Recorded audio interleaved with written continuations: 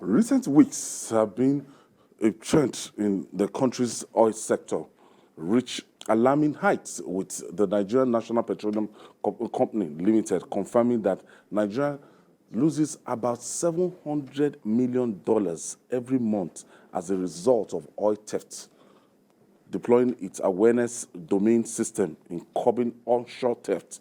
The Nigerian Navy has promised to improve protection of hundreds of Nigerian oil fields against oil theft, as well as crack down on illegal refining activities across the country. This is one thing that we need to deal with, and a lot of people will say that we have saboteurs in and out of government that have been taking advantage of the country. Yes, we do not have a choice. We have to defeat oil theft. You see, oil theft has always been there. Even during the dual military dictatorship of Buhari and Ediagbon, they came up with death penalty for economic sabotage, and bunkering was deemed economic sabotage at that time. But at that time, we had so much investment in the sector. At that time, production was very high. Production was at its peak. That was the period when Professor Tam David West, Nigeria's best petroleum minister of all time, pushed for OPEC to peg Nigeria's quota at 2.2 million barrels a day. But currently, we have not had any significant foreign investment in our oil sector for more than 4 years. Shell has not embarked on any significant production in our country in the last 3 years. Some oil companies are divesting, they are leaving our country. Even the marginal oil fields are not doing well.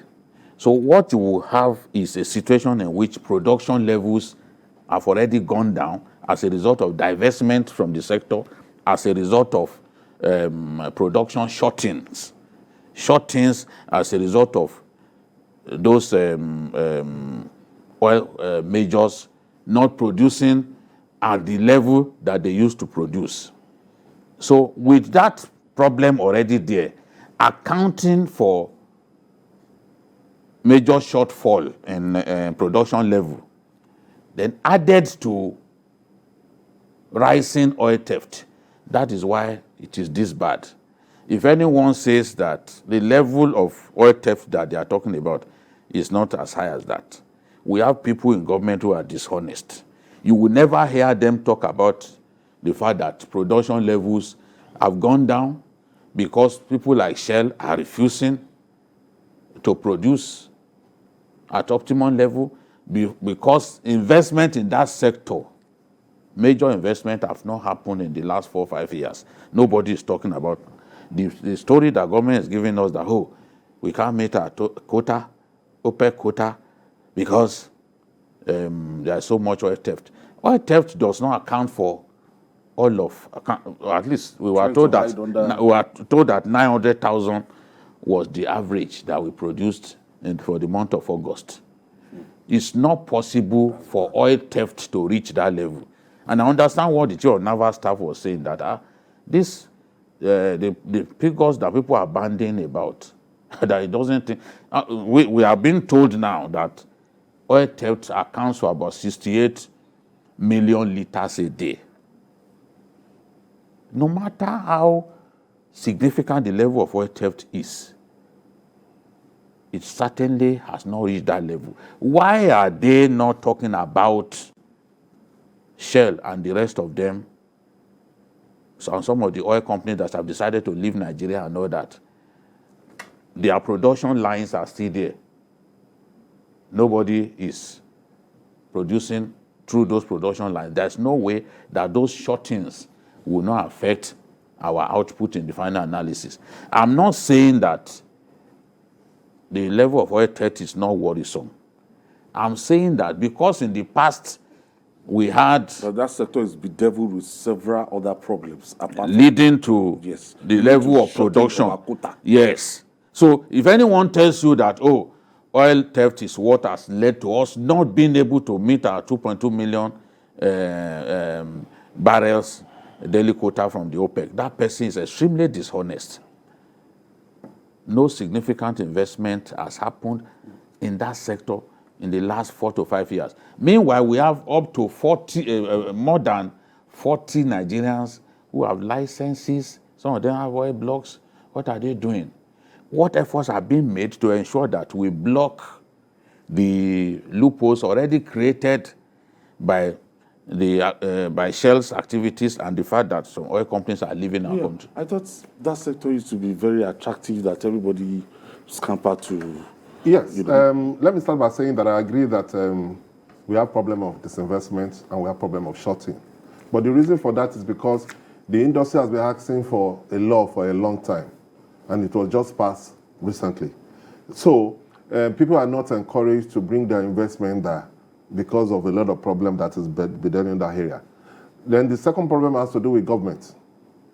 Instead of, yes, when they sell some marginal fees, they were able to make a lot of money on it. But there are so many people holding licenses for oil blocks that do not have the resources to develop.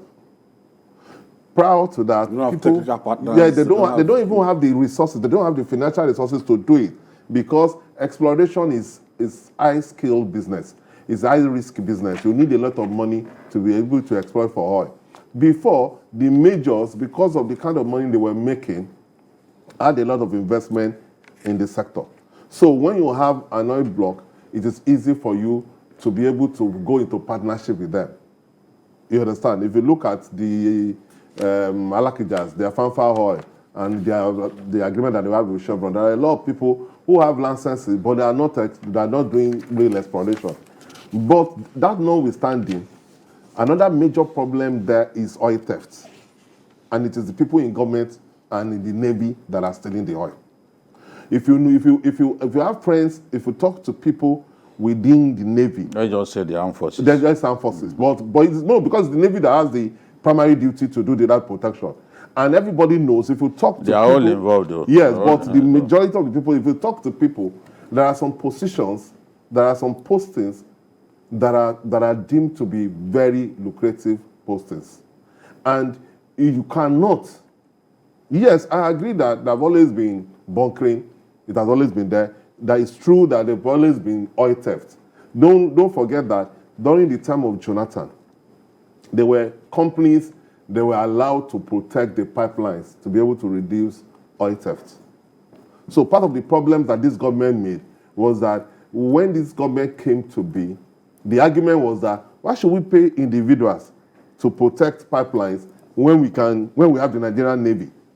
And they revoked those contracts, and we have realized that it became free for all. But my own argument is that you cannot steal the kind of oil that they steal in our land without the coalition of members of the armed forces and people in NNPC.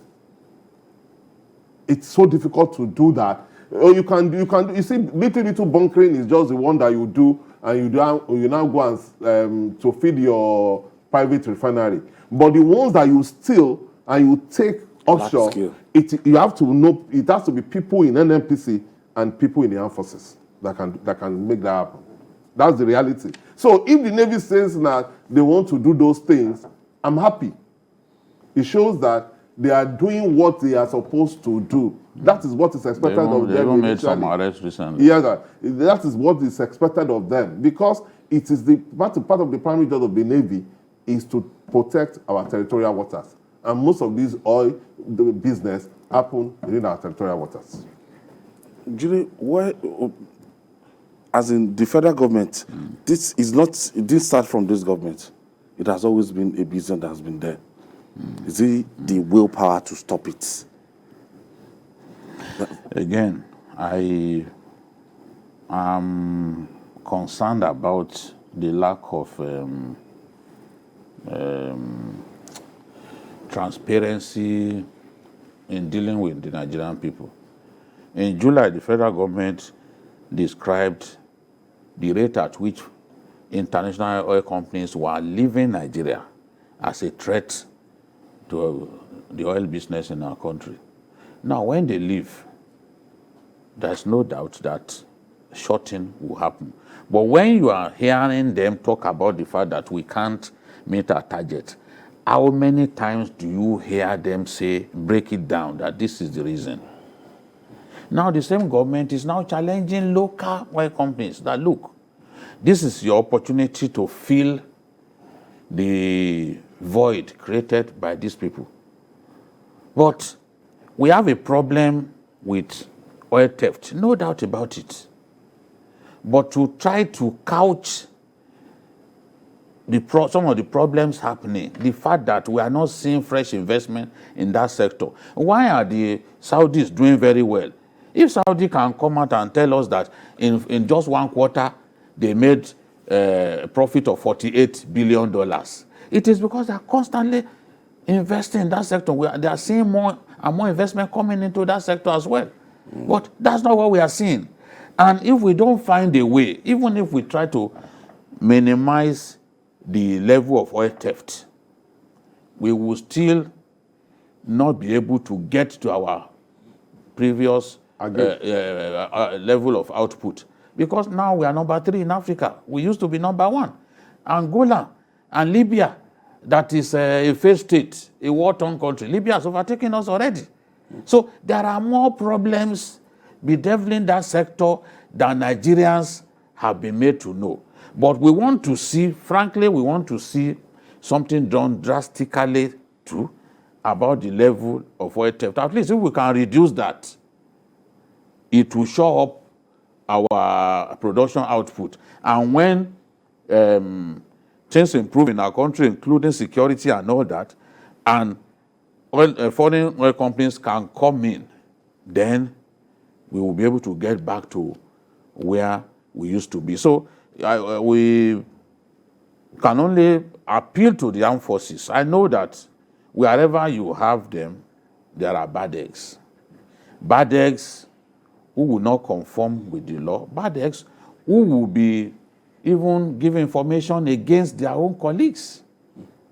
If soldiers can be selling military uniform to bandits, Right. I mean, there are bad eggs in the armed forces. And some of those bad eggs are involved in what we are talking about. So beyond even improving their capacity to defend our territorial waters and put an end to this nonsense going on, they also need to look within and identify the bad eggs that are conniving with the enemies of the Nigerian state to steal us blind.